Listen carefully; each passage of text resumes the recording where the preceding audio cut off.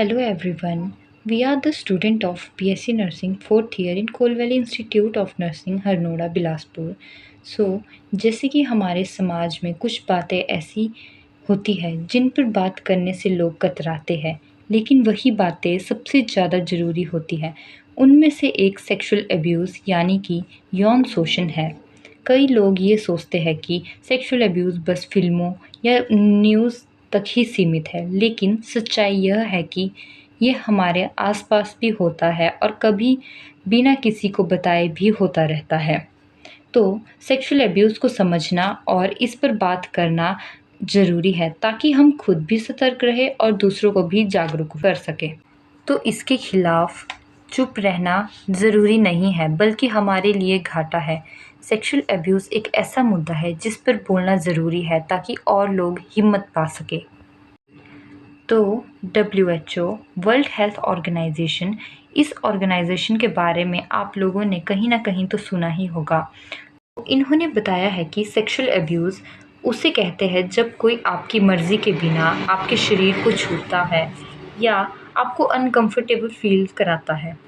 ऐसा नहीं है कि यह सिर्फ महिलाओं और लड़कियों के साथ ही होता है, ये मर्दों और लड़कों के साथ भी होता है। और ऐसा नहीं है कि सेक्सुअल अब्यूज़ सिर्फ शारीरिक ही होता है, इसके बहुत सारे टाइप्स हैं। जैसे शारीरिक यौन शोषण, जिसका मतलब होता है कि किसी की बिना अनुमति के उसे टच या छूना और उसे नुकसान भी पहुंचाना। शारीरिक यानी कि फिजिकल सेक्सुअल अब्यूज़ के अंदर हमारे पास बहुत सारे अब्यूज़ आते हैं, जैसे कि रेप, फॉन्डलिंग और पेनिट्रेशन। रेप का मतलब है जब कोई अब्यूज़र अपना जो पेनिस होता है वो हमारी बॉडी में, जैसे कि वेजाइना, एनस या फिर जो माउथ में जो है वो पेनिट्रेट करता है फोर्सफुली, उसको बोलते हैं हम रेप। और दूसरा आता है जैसे फॉन्डलिंग। फॉन्डलिंग का मतलब होता है कि अगर कोई पर्सन आपके बिना परमिशन के आपको टच कर रहा है या फिर आपके जो प्राइवेट पार्ट होते हैं उनको रब कर रहा है, तो उसको बोलते हैं हम फॉन्डलिंग। और नेक्स्ट आता है हमारे पास पेनिट्रेशन। पेनिट्रेशन सेम रेप की तरह होता है। जैसे कि पेनिट्रेशन का मतलब है कि जो अब्यूज़र होएगा वो अपना पेनिस जो है वो पेनिट्रेट कर देता है वेजाइना, एनल और ओरली, तो हम उस कंडीशन को बोलते हैं पेनिट्रेशन। देन हमारे पास दूसरा आता है इसका type, non physical sexual abuse. Non physical sexual abuse का मतलब होता है जो शारीरिक हार्म नहीं पहुंचाता है, मतलब शरीर को कोई भी हार्म नहीं पहुंचाता, पर फिर भी उनके साथ सेक्सुअल अब्यूज़ जो है वो करते। जैसे इसमें आता है हमारे पास सेक्सुअल हरासमेंट, वोयरिज्म, एग्जिबिशनिज्म और शेयरिंग एक्सप्लिसिट इमेज। तो सबसे पहले हम जानेंगे कि सेक्सुअल हरासमेंट क्या होता है। तो सेक्सुअल हरासमेंट जो होता है वो एक टाइप का जो पर्सन होता है वो एक ऐसा बिहेव करेगा कि जो दूसरा पर्सन है, जो दूसरा व्यक्ति होगा वो अनकंफर्टेबल फील करेगा। देन आता है दूसरा हमारे पास वोयरिज्म। वोयरिज्म का मतलब ये होता है कि कोई पर्सन बिना आपकी परमिशन के आपको देख रहा है या फिर आपका पीछा कर रहा है, तो उस जो सिचुएशन होता है वो एक टाइप से वोयरिज्म में काउंट किया जाता है। नेक्स्ट आता है हमारे पास एग्जिबिशनिज्म। एग्जिबिशनिज्म का मतलब होता है कि अगर कोई पर्सन जो है वो आपको प्राइवेट पार्ट दिखाए तो उसको बोलते हैं एग्जिबिशनिज्म। नेक्स्ट आता है हमारे पास शेयरिंग एक्सप्लिसिट इमेज। इसमें क्या होता है कि अगर कोई पर्सन है वो दूसरे पर्सन की जो है इमेजेस और जो उसके मैसेजेस होते हैं उन सभी को विदाउट कंसेंट औरों के साथ शेयर कर देता है, तो वो भी एक नॉन फिजिकल सेक्सुअल अब्यूज़ के अंडर आता है। नेक्स्ट है हमारे पास इसका टाइप सेक्सुअल अब्यूज़ का, emotional sexual abuse. Emotional sexual abuse नाम से ही इंडिकेट करता है कि कोई पर्सन जो है वो इमोशनली किसी को तंग करेगा या फिर अब्यूज़ करेगा, उसको बोलते हैं इमोशनल सेक्सुअल अब्यूज़। तो इसमें सबसे पहले आता है हमारे पास गिल्ट ट्रिपिंग। गिल्ट ट्रिपिंग का मतलब होता है कि इसमें जो पर्सन होता है वो मैनिपुलेट कर देता है किसी के इमोशंस को, और जो दूसरा पर्सन है वो फिर गिल्ट और शेम जो है वो फील करता है। सेकंड आता है हमारे पास गैस लाइटिंग। गैस लाइटिंग भी सेम इसी की तरह होता है, पर इसमें जो है जो एब्यूज़र होता है वो मैनिपुलेट कर देता है जो परसेप्शन होती है, मतलब जो थॉट्स होते हैं दूसरे पर्सन की, और उसके ऊपर अपना जो है नियंत्रण स्थापित कर देता है। ठीक है। नेक्स्ट आता है हमारे पास इमोशनल ब्लैकमेल। इमोशनल ब्लैकमेल में क्या होता है कि जो पर्सन होता है वो ऐसा ट्राई करता है कि वो दूसरे पर्सन के ऊपर अपना कंट्रोल हासिल कर ले और वो उससे अपनी जो भी उसके काम है उनको करवा सके। नेक्स्ट आता है हमारे पास इसका type psychological sexual abuse. Psychological sexual abuse इस टाइप का अब्यूज़ होता है जिसमें कि जो पर्सन होता है वो किसी के माइंड को मैनिपुलेट कर देता है, मतलब चेंज कर देता है और उसके साथ अब्यूज़ करता है। तो इसमें आता है हमारे पास माइंड गेम्स। माइंड गेम्स मतलब कि इसमें सेम ये इमोशनल सेक्सुअल अब्यूज़ के ही तरह होता है, जैसे कि इसमें भी जो थॉट्स होते हैं और जो परसेप्शंस होते हैं उसको मैनिपुलेट कर देता है कोई पर्सन, और फिर जो दूसरा पर्सन होता है उसके ऊपर वो कंट्रोल कर देता है और उससे जो भी एक्टिविटीज़ होती है जैसे सेक्सुअल एक्टिविटीज़ उनको करवाता है। नेक्स्ट आता है हमारे पास manipulation of boundaries. Manipulation of boundaries में आता है कि इसमें जो पर्सन है वो क्या करता है कि दूसरे पर्सन की जो पर्सनल बाउंड्रीज़ होती है उनको वॉयलेट कर देता है और उनको इग्नोर करता है और उसके साथ वो सेक्सुअल अब्यूज़ करता है। तो अब हम आपको बताएंगे मिथ और फैक्ट के बारे में। मिथ सेक्सुअल अब्यूज़ के, जैसे कि मिथ मतलब कोई काल्पनिक बातें जो लोग जो है वो सच मानने लग गए हैं सेक्सुअल अब्यूज़ से रिलेटेड। तो सबसे पहले आता है हमारे पास मिथ, वो है सेक्सुअल अब्यूज़ जो है वो बहुत ही रेयर अक्कर होता है। मतलब ऐसा मिथ है, मतलब ऐसी काल्पनिक बात है कि जो सेक्सुअल अब्यूज़ है वो बहुत रेयर अक्कर होता है। तो इसका फैक्ट ये है कि जो सेक्सुअल अब्यूज़ है वो अब के जो टाइम है उसमें बहुत कॉमन प्रॉब्लम होगी और इसमें जो है मिलियंस ऑफ पीपल, जैसे बहुत सारे जो लोग हैं, सैकड़ों लोग इससे जो है वो अफेक्ट होते जा रहे हैं। दूसरा मिथ है कि जो स्ट्रेंजर्स है वो ही सिर्फ सेक्सुअल अब्यूज़ करता है, और इसका फैक्ट है कि जो स्ट्रेंजर्स है वो ही सिर्फ सेक्सुअल अब्यूज़ नहीं करते हैं। आजकल इतने सारे विक्टिम्स हैं जिनके रिपोर्ट के बाद पता चला है कि उनके जो फैमिली मेम्बर है उन्होंने ही उनके साथ सेक्सुअल अब्यूज़ किया है। जैसे कि उनके फैमिली मेम्बर्स में आ जाते हैं उनके फादर या फिर उनके ब्रदर या फिर फ्रेंड्स, उन्होंने उनके साथ सेक्सुअल अब्यूज़ किया होता है। नेक्स्ट आता है हमारे पास मिथ कि जो सेक्सुअल अब्यूज़ है वो सिर्फ वुमेन्स के साथ होता है, बट ऐसा नहीं है कि जो सेक्सुअल अब्यूज़ है वो सिर्फ वुमेन के साथ ही होता है। पर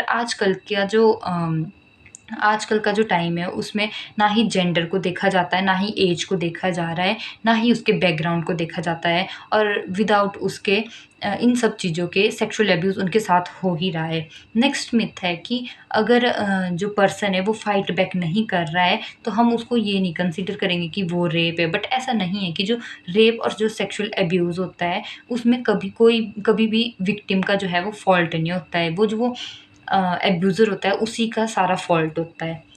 तो अब हम जानेंगे कि वार्निंग साइन क्या-क्या है, कि कैसे हम आइडेंटिफ़ाई कर सकते हैं कि किसी पर्सन के साथ या फिर किसी व्यक्ति के साथ जो है वो सेक्सुअल अब्यूज़ हुआ है, ताकि हम इसका पहले ही पता लगा सकें और उसको और हार्म होने से बचा सकें।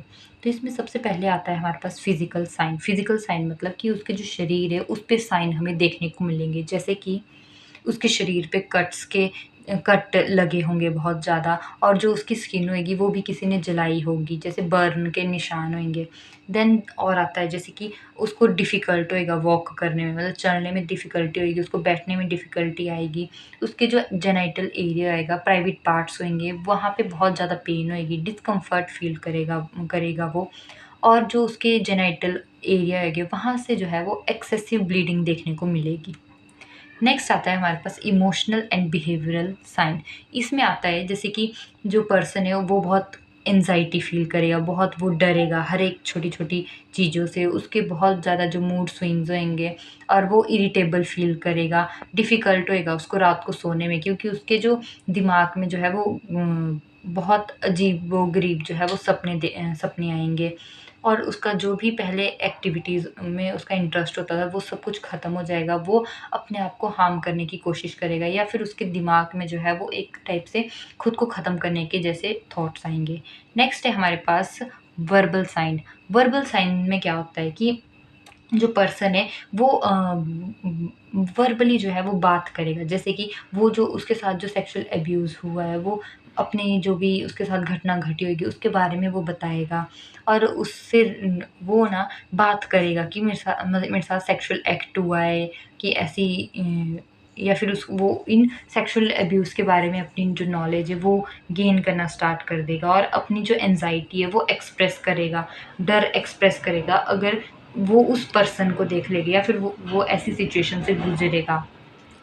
नेक्स्ट आता है हमारे पास online warning sign. Online warning sign में आता है कि वो क्या करता है कि अनवांटेड जो और इनएप्रोप्रिएट मैसेजेस होंगे वो सेंड करने स्टार्ट कर देगा। सडन उसके बिहेवियर में चेंज आ जाएगा, जो उसका ऑनलाइन बिहेवियर होएगा उसमें सडन चेंज आ जाएगा। देन उसका जो कम्युनिकेशन पैटर्न होएगा वो भी चेंज हो जाएगा। तो अब हम आपको जानकारी देंगे कि सेफ़ और अनसेफ टच क्या होता है, ताकि आपको पता लगे, ताकि आपको प्रोटेक्ट कर सके कि कोई भी हार्म से या फिर सेक्सुअल अब्यूज़ से। तो सबसे पहले हम डिस्कस करेंगे सेफ़ टच। तो सेफ़ टच होता क्या है? तो जैसे कि अगर कोई पर्सन जो है जैसे हग या फिर किस करता है आपके, वो भी लव्ड वंस, तो हम उसको सेफ़ टच मानते हैं। जैसे कि आपके फैमिली मेंबर में आते हैं पेरेंट्स या ग्रैंड पेरेंट्स या फिर आपके भाई बहन होते हैं, वो अगर आपको टच करे या फिर किस करे तो मतलब ये एक टाइप का सेफ़ टच जो है वो कंसीडर करते हैं। नेक्स्ट आता है कि अगर कोई आपका फ्रेंड है वो आपके साथ हाई फाई कर रहा है, हैंडशेक कर रहा है, तो इसको भी हम सेफ़ टच में ही काउंट करते हैं। अगर कोई डॉक्टर या नर्स या फिर कोई भी मेडिकल जो प्रोफेशनल है वो आपको टच ट्रीटमेंट के दौरान अगर आपको टच करते हैं तो वो भी एक टाइप से सेफ़ टच ही जो है कंसीडर करते हैं।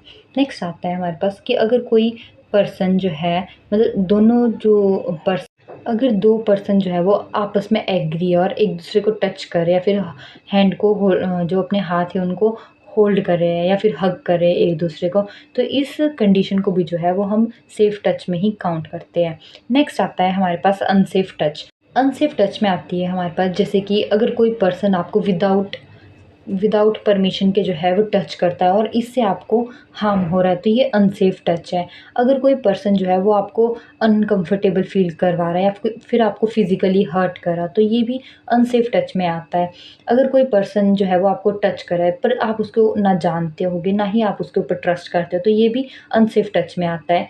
अगर कोई पर्सन जो है वो आपको मार रहा है या फिर आपको धक्का दे रहा है, तो ये भी एक जो है वो अनसेफ टच में आता है। और अगर कोई आपकी जो ब्रेस्ट है या फिर आपके बटॉक्स है या फिर जो भी आपके प्राइवेट पार्ट्स हैं उनको टच कर रहा है, उनको रब कर रहा है, तो ये भी विदाउट आपके कंसेंट के, तो ये भी एक टाइप से अनसेफ जो है वो टच में काउंट किया जाता है। नाउ अब हम डिस्कस करेंगे कि सेफ सिचुएशन और अनसेफ सिचुएशन होता क्या है। सो सेफ सिचुएशन क्या होती है? जब कोई पर्सन फ़ील करता है, प्रोटेक्टेड फ़ील करता है कि उसको कोई भी हार्म नहीं, ना ही कोई डेंजर है, तो ये एक टाइप से सेफ सिचुएशन होती है। जैसे इसमें एग्ज़ाम्पल आता है कि अगर कोई आप ऐसे इन्वायरमेंट में, अगर ऐसे माहौल में हो जहाँ पे आप बहुत ज़्यादा कंफर्टेबल फ़ील कर रहे हो, जैसे कि आप अपने फ्रेंड के होम में हो या फिर आप अपने फैमिली मेम्बर के साथ हो, तो ये एक टाइप से सेफ़ सिचुएशन है, ठीक है? नेक्स्ट आता है हमारे पास अनसेफ सिचुएशन। अनसेफ सिचुएशन का मतलब है कि जो पर्सन है वो फ़ील कर रहा है, मतलब वो ऐसा फ़ील कर रहा है कि उसको कोई फ़िज़िकली और इमोशनली जो वो है हार्म पहुँचाने की कोशिश कर रहा है और अपने साइड जो और अपने जो इन्वायरमेंट है उनका उसमें वो बहुत हार्म जो है और डेंज नेक्स्ट है हमारे पास अनसेफ सिचुएशन। अनसेफ सिचुएशन ऐसी सिचुएशन होती है जिसमें कि जो पर्सन है वो फिज़िकल और जो इमोशनली जो है वो फ़ील करता है कि वो बहुत हार्म फ़ील कर रहा होता है या फिर अपने आसपास का जो उनका माहौल होएगा वहाँ पे वो बहुत खतरा महसूस करेगा, ठीक है? तो उसको हम अनसेफ सिचुएशन बोलते हैं। इसका एग्ज़ाम्पल आता है जैसे कि स्केयर्ड या फिर प्रेशर्ड। स्केयर्ड का मतलब होता है कि ये एक टाइप की ऐसी फीलिंग होती है किसी भी सिचुएशन के रिगार्डिंग कि वो बहुत डरेगा या फिर बहुत एंग्ज़ायटी फ़ील होएगी। देन आता है प्रेशर्ड। प्रेशर्ड का मतलब होता है कि कोई पर्सन जो है वो उस पर दूसरे पर्सन के ऊपर प्रेशर बना रहा है, मैनिपुलेट कर रहा है उसको कि वो एक ऐसी एक्टिविटी करे जो ठीक नहीं है। नेक्स्ट आता है हमारे पास कि क्या-क्या करना चाहिए अगर किसी के साथ अगर सेक्सुअल अब्यूज़ हुआ है, तो हमें उस टाइम क्या करना चाहिए? अब हम डिस्कस करेंगे अगर किसी के साथ सेक्सुअल अब्यूज़ हो जाता है तो हमें कहाँ पे रिपोर्ट करना चाहिए। तो सबसे पहले हमारे पास आता है कि अगर किसी के साथ सेक्सुअल अब्यूज़ हुआ है तो वो अगर तो वो जो विक्टिम होएगा वो अपने ट्रस्टेड अडल्ट के पास जो है वो बोल सकता है। अब ट्रस्टेड अडल्ट का मतलब क्या है? ट्रस्टेड अडल्ट का मतलब ये है कि वो जिसके साथ इमोशनली कनेक्टेड है या फिर वो कंफर्टेबल फ़ील कर रहा है या फिर वो अपने आप को बहुत ज़्यादा जो है सेफ़ महसूस कर रहा है उस पर्सन के पास, तो वो एक टाइप का ट्रस्टेड अडल्ट होता है। तो इसमें हमारे पास आ जाते हैं हमारे जैसे पेरेंट्स या फिर हमारे जो टीचर्स होते हैं या फिर स्कूल में जो काउंसलिंग प्रोवाइड करवाने वाले होते हैं वो हो सकते हैं या फिर आप लोगों के फ्रेंड्स हो सकते हैं, ठीक है? नेक्स्ट आता है हमारे पास कि अगर जैसे हमने ट्रस्टेड अडल्ट को बता दिया, उसके बाद हम एकदम से पुलिस के पास भी जा सकते हैं और वहाँ पे हम अपनी जो है रिपोर्ट कर सकते हैं। अब पुलिस के पास जाके जो है जो पुलिस होंगे वो लीगल एक्शन लेंगे जो भी अब्यूज़र है उसके खिलाफ, और उसको कोई ना कोई जो पनिशमेंट है वो देंगे। नेक्स्ट है हमारे पास जैसे हेल्पलाइन नंबर भी जो है वो हमारे लिए बहुत बहुत जो है वो हेल्प करता है, ताकि हम जो भी हमारे साथ सेक्सुअल अब्यूज़ हुआ होता है या फिर कोई भी अब्यूज़ हुआ होता है उसके थ्रू जो है हम वहाँ पे हेल्पलाइन नंबर का हेल्प के थ्रू जो है वो काउंसलिंग ले सकते हैं, और कोई भी अगर लीगली असिस्टेंस चाहिए होती है हमारे को तो वो हम ले सकते हैं। तो हमारे पास बहुत सारे ऐसे नंबर हैं, तो जैसे कि वुमेन के लिए वो है 1091, और जो चाइल्ड के लिए है 1098, और भी जैसे हेल्पलाइन नंबर है जैसे कि हिमाचल प्रदेश में वो वैलिड है, मतलब वो सिर्फ हिमाचल प्रदेश के ही लिए है, ताकि उसमें वुमेन्स और जो चाइल्ड है उनके लिए उनको प्रोटेक्शन प्रोवाइड करवाने के लिए जो है वो बनाए गए। तो इसमें आता है हमारे पास सबसे पहले गुड़िया हेल्पलाइन नंबर। गुड़िया हेल्पलाइन में नंबर है 1515, एंड सेकंड है होशियार सिंह हेल्पलाइन नंबर 1090, और एक ऐप भी लॉन्च की गई है, शक्ति ऐप, जो चीफ मिनिस्टर जयराम ठाकुर ने जो है वो लॉन्च की है, ताकि वो वुमेन को सेफ्टी प्रोवाइड करवा सके और कोई भी जो क्राइम है वुमेन के खिलाफ हो रहे उन सभी से जो है वो फाइट बैक कर सके हमारे हिमाचल प्रदेश में। और हमारे इंडिया में बहुत से ऐसे लॉ है जो प्रोटेक्ट करते हैं चिल्ड्रन को और वुमेन को कोई भी अब्यूज़ होने से। तो आज हम आपको बताएंगे उनके बारे में, जैसे कि उसमें आता है एक पोक्सो एक्ट, जो कि 2012 में जो है वो लॉन्च किया गया था। इस एक्ट का नाम है protection of children from sexual offences. इसमें क्या होता है कि जो चिल्ड्रंस होते हैं उनको प्रोटेक्ट किया जाता है सेक्सुअल अब्यूज़ से, और कोई भी उनके जो राइट्स होते हैं उनको प्रोटेक्ट किया जाता है, और उनको काउंसलिंग प्रोवाइड करवाई जाती है, या फिर कोई भी प्रोटेक्शन और सेफ़ जो इन्वायरमेंट है वो प्रोवाइड करवाया जाता है। नेक्स्ट आता है हमारे पास Indian penal code. Indian penal code जो है वो उन लोगों के लिए बनाया गया है जैसे रेप, मोलेस्टेशन या फिर कोई सेक्सुअल हरासमेंट जैसा केस होता है, उनके लिए ये लॉ बनाया गया है, ताकि जो विक्टिम है उनको जस्टिस प्रोवाइड करवाया जाए और उनको प्रोटेक्ट करा जाए सेक्सुअल ऑफेंस से। तो हमारे इंडिया में ये लॉन्च किया गया है, और इसके अंडर आता है 376 सेक्शन, जिसमें की पनिशमेंट जो है वो बताई गई है। अगर कोई रेप करता है तो इसमें पनिशमेंट है, जैसे कि अगर किसी ने रेप किया होगा तो उसमें मिनिमम जो पनिशमेंट है वो 10 साल के लिए जेल है, और सबसे ज़्यादा पनिशमेंट जो है वो लाइफ टाइम तक जो है वो जेल में रहेगा, और साथ में उसको फ़ाइन भी पे करना पड़ेगा।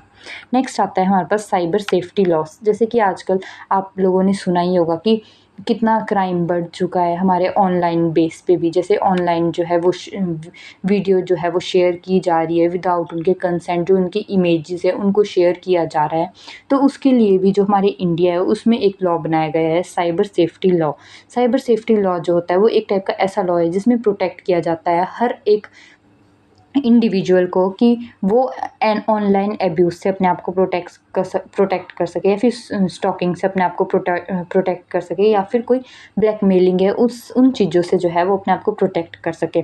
सो आजकल के जो टाइम चला है उसमें डिजिटल एज, जैसे कि ऑनलाइन अब्यूज़ जो है वो दिन प्रतिदिन जो है वो बढ़ता जा रहा है। हम आपको बताएंगे कि अगर किसी के साथ सेक्सुअल अब्यूज़ हो जाता है तो हम उसके बाद जो है क्या-क्या ऐसी चीज़ें कर सकते हैं जिससे हम इस ट्रॉमा से बाहर आ सकते हैं। तो सबसे पहले हमने उन पेशेंट या फिर उन पर्सन को ऐसा बोलना है कि वो एक्सेप्ट करे अपने इमोशंस को। जैसे कि अगर उनको गुस्सा आ रहा है, उनको डर लग रहा है, या फिर शेम फ़ील हो रही है, या फिर गिल्ट फ़ील हो रहा है, तो हम उनको बोल सकते हैं कि अपनी फीलिंग को अपने जानो और बाद में उसको एक्सेप्ट कर लो, ठीक है। नेक्स्ट आता है कि वो एक्सप्रेस करे अपनी फीलिंग को, या फिर अपनी फीलिंग को जो है वो शेयर करे किसी ट्रस्टेड फ्रेंड के साथ, या फिर फैमिली के साथ, या फिर कोई थेरेपिस्ट है उसके साथ। और हम उनको बता सकते हैं कि वो रिलैक्सेशन टेक्निक्स का यूज़ कर सकते हैं, जैसे कि डीप ब्रीदिंग करने को बोल सकते हैं, उनको मसल रिलैक्सेशन करने को बोल सकते हैं, या फिर उनको मेडिटेशन करने को बोल सकते हैं, जैसे योगा वगैरह, ताकि वो अपने जो भी उनका स्ट्रेस है या फिर एंजाइटी उन सब को जो है वो मैनेज कर सके। नेक्स्ट आता है कि उनको हम बोल सकते हैं कि अगर वो अपने थॉट्स या फिर फीलिंग जो है वो शेयर नहीं कर पा रहे किसी के साथ, तो उनको हम एजुकेट कर सकते हैं कि वो अपनी फीलिंग और जो भी उनके थॉट्स है उन सभी को वो एक अपनी डायरी में लिखे और जो भी उनके इमोशंस है उन सभी को वहाँ पे रिलीज़ कर दे। ठीक है। नेक्स्ट हम उनको एजुकेट कर सकते हैं कि वो सेल्फ केयर, वो खुद की केयर कैसे कर सकते हैं, तो उसके बारे में उनको हम एजुकेट कर सकते हैं और उनको बता सकते हैं कि एक हेल्दी बाउंड्रीज़ को कैसे मेंटेन किया जाता है दूसरे पर्सन के साथ, ताकि वो आपको जो है वो हार्म ना पहुंचा सके।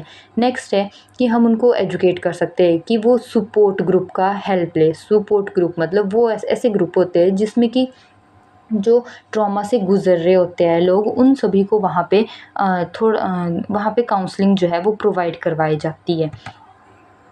और हम उनको एजुकेट कर सकते हैं कि वो एक क्रिएटिव एक्टिविटीज़ करें, जैसे कि वो ड्राइंग वगैरह कर सकते हैं, गाने सुन सकते हैं या फिर कोई भी अपना इमोशन है वो लिख कर जो है एक्सप्रेस कर सकते हैं। ठीक है। नेक्स्ट हम उनको एजुकेट कर सकते हैं कि जो भी उनके दिमाग में नेगेटिव टॉक चली है, जैसे नेगेटिव बातें चली है वो उनके अपने खिलाफ, तो उन सभी को साइड में रख के वो एक अपने बारे में पॉजिटिव थॉट्स लाए। नेक्स्ट उनको बोल सकते हैं कि वो अपनी फ़िज़िकल हेल्थ का ध्यान रखे, जैसे एक्सरसाइज अच्छे से करे, खाना अच्छा खाए, प्रॉपर तरीके से अपनी नींद ले, ताकि वो फ़िज़िकल और इमोशनल जो है वो अच्छे तरीके से अपनी लाइफ इंजॉय कर सके। नेक्स्ट बोल सकते हैं हम उन्हें कि वो असर्टिव कम्युनिकेशन का यूज़ करें। असर्टिव कम्युनिकेशन वो कम्युनिकेशन होती है जिसमें कि हम अपने लिए एक बाउंड्री सेट करते हैं। बाउंड्री सेट मतलब कि हम अगर कोई आपको अप्रोच कर रहा है, जैसे कि कोई भी अनवांटेड एक्टिविटी करने के लिए, तो हम डायरेक्टली जो है उनको मना करो, ताकि वो आपके साथ ये चीज़ें ना करे। इस चीज़ को जो बोलते हैं हम असर्टिव कम्युनिकेशन। तो अभी हमने डिस्कस किया कि कोपिंग टेक्निक्स का क्या-क्या यूज़ कि कैसे-कैसे हम यूज़ कर सकते हैं और अपने आप को बचा सकते हैं अगर किसी के साथ अब्यूज़ हो चुका हो। नेक्स्ट आता है हमारे पास कि कुछ ऐसी थेरेपीज़ भी है और कुछ ऐसी स्किल्स भी है जिससे जो है हम अपने आप को मतलब जो भी ये ट्रॉमा हुआ है उससे हम अपने आप को प्रोटेक्ट कर सकें और हम अनसेफ सिचुएशन को जो है वो पहले से ही भांप लें। इसमें आती है हमारे पास थेरेपी में, जैसे कॉग्निटिव बिहेवियरल थेरेपी। नाम से ही पता लग रहा है कि इसमें जो है जो विक्टिम होता है उसको हम बोलते हैं कि वो अपने बारे में जो नेगेटिव थॉट्स है उन सभी को वो साइड में रखे और उनका जो बिहेवियर है उसको अच्छा करे, और जो भी कोपिंग स्ट्रेटजीज़ होती है उन सभी को वो लर्न करे और उसको इम्प्लीमेंट करे, ताकि वो अपने आप को कि इस जो ट्रॉमा है या फिर जो एंजाइटी या फिर डिप्रेशन हुआ होगा तो उन सभी से जो है वो अपने आप को प्रोटेक्ट कर सकता है।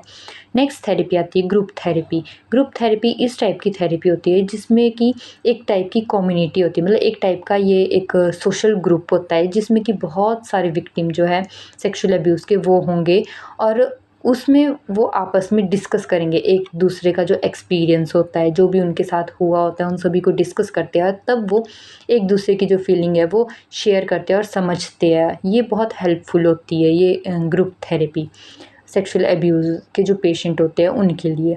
नेक्स्ट आता है हमारे पास फैमिली थेरेपी। फैमिली थेरेपी जो होती है वो एक टाइप की ऐसी थेरेपी है जो कि फैमिलीज़ को दी जाती है, कि हम इसमें फैमिलीज़ को जो है वो एजुकेट करते हैं कि कैसे उन्होंने सर्वाइवर के साथ, मतलब जो विक्टिम है उसके साथ कैसे बिहेव करना है, कैसे उसकी जो है वो केयर करनी है और उसको विक्टिम की हेल्प करनी है, कि ताकि वो अपने आप को अपनी लाइफ को दोबारा से जी सके, दोबारा से इंजॉय कर सके और अपने जो ट्रॉमा है उससे अपने आप को प्रोटेक्ट कर सके। नेक्स्ट आता है हमारे पास सेल्फ अवेयरनेस। अब जो है वो हमारे पास स्किल्स है, जैसे सेल्फ अवेयरनेस, हमें अपनी फीलिंग का जो है वो पहले से ही पता होना चाहिए कि हमें किस सिचुएशन, कौन सी सिचुएशन अनसेफ लग रही है, कौन सी सिचुएशन जो है वो हमें अनकंफर्टेबल फील करवा रही है। नेक्स्ट स्किल आती है जैसे बाउंड्री सेटिंग। बाउंड्री सेटिंग एक ऐसी स्किल है जिसमें कि हम, जैसे मैंने आपको पहले भी बताया कि असर्टिव कम्युनिकेशन, जिसमें कि हम अगर कोई आपके साथ कोई पर्सन जो है आपको अप्रोच कर रहा है तो आप डायरेक्टली जो है वो मना कर दो कि हमें आपसे कोई काम नहीं है, तो वो एक टाइप से बाउंड्री सेटिंग होता है। नेक्स्ट है असर्टिव कम्युनिकेशन। असर्टिव कम्युनिकेशन का मतलब होता है अगर कोई भी आप डिस्कम्फर्ट फील कर रहे हो किसी भी सिचुएशन में, तो आप सीधे उनको बता सकते हो कि मुझे आपसे बहुत मतलब डिस्कम्फर्ट फील हो रहा है, मतलब मुझसे आपसे अच्छी फीलिंग नहीं आ रही है, सीधे आप उनको डायरेक्टली अप्रोच कर सकते हो। नेक्स्ट आता है कि हम हेल्प सीकिंग बिहेवियर को जो है वो यूज़ कर सकते हैं। जैसे कि अगर आपके साथ कोई गलत काम कर रहा हो तो आप सीधे जो है अपने ट्रस्टेड अडल्ट को बता सकते हो, या फिर कोई स्कूल में जो टीचर्स है उनको आप बता सकते हो, या फिर आप हेल्पलाइन जो नंबर्स होते हैं उनकी हेल्प करके उसके थ्रू जो है वो लीगल असिस्टेंस जो है वो ले सकते हैं। तो आज हमने डिस्कस किया सेक्सुअल अब्यूज़ के बारे में। तो हमारी वीडियो और टॉपिक का उद्देश्य यही था कि हम आप सभी को इस टॉपिक के बारे में जागरूक कर सकें और बदलाव की शुरुआत कर सकें। हमें यहाँ तक सुनने के लिए आप सभी का बहुत बहुत धन्यवाद।